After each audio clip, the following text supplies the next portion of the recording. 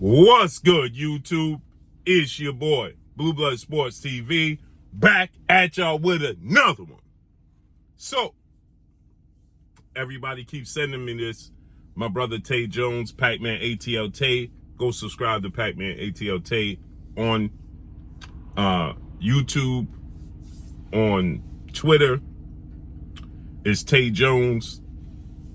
And on Instagram, it's Tay Jones. So, with that said, people keep sending me this, and they said, hey, Tay said that Jaron Boots Ennis was offered a fight with Tsyzu. And then it was said that Jaron Boots Ennis seeked out a fight with Tsyzu. So, my brother Tay Jones is very credible. So I did my homework. And it was said that it was being talked about an offer for Tsyzu. What's the possibilities for Jaron Boots Ennis to sign with the PBC? This is what they would be offering to Jaron Boots Ennis. Okay? If he was to sign with the PBC. If Jaron Boots Ennis signed with the PBC, they would have been offering him, this is what we can offer you. And Tsyzu name came about when the Terrence Crawford negotiations fell through. So when the Terrence Crawford negotiations fell through with Tsyzu and Terrence Crawford, then Jaron Boots Ennis came up as a possibility, right, for Tsyzu. Now, Tsyzu went through a plethora of different fighters. Tsyzu went through, as he stated, he was offered, first he was negotiating with Terrence Crawford, then he was negotiating a fight with Erickson Lubin, to his understanding. Then the Erickson Lubin fight fell through, and then he landed on Keith Thurman, right? So, it's being told to me that Keith Thurman was essentially a last-ditch option for Tsyzu, right? And the PBC, Premier Boxing Champion, founder and advisor Al Heyman, was looking to sign Jaron Boots Ennis. And this was a part of the deal that they were offering up to Jaron Ennis, a Tsyzu fight.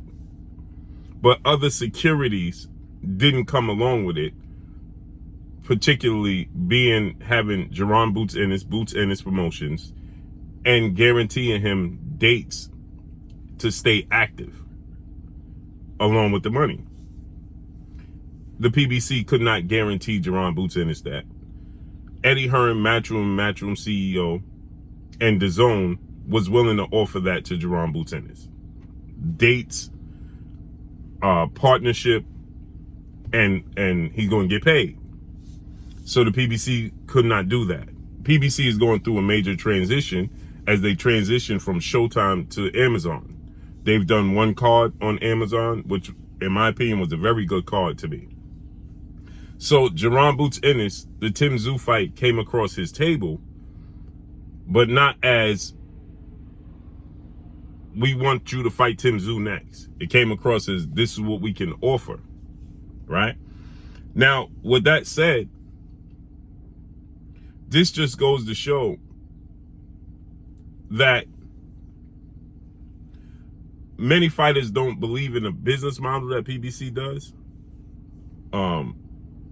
Terrence Crawford, Jaron Boots Ennis, they don't trust the business part, right? They like guarantees. They want to be. They don't want to trust the back end. They want guarantees up front, right? So with that said, Jaron Boots Ennis ultimately didn't like what they was offering, and he went elsewhere, right? And yes, Jaron Boots Ennis was negotiating, as he said, for months with Eddie Hearn and a plethora of other promotional companies, including the PBC.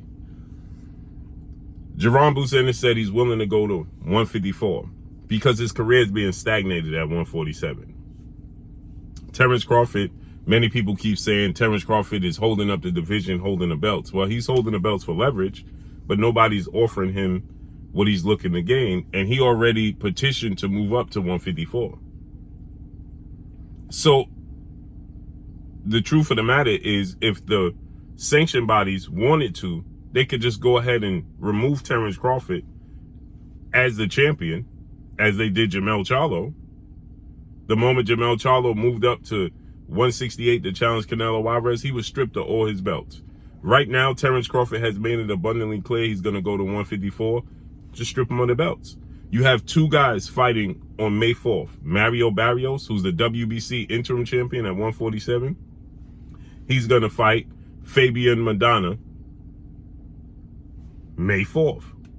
You have Amanda Stanionis, who's the WBA regular champion at welterweight at 147. He's going to fight May 4th on the undercard of Canelo Alvarez fight against Maestri.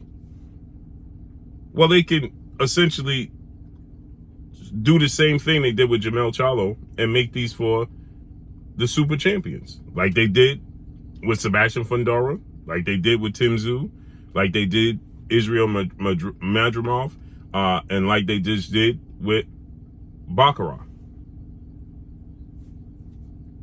for Jermell Charlo's belts. Now you have 4 different champions. Well, you have 3. You have Sebastian Fundora as the unified WBC WBO champion. You have Israel Madrimov, who is the WBA champion. And now you have Baccarat, who is the IBF champion.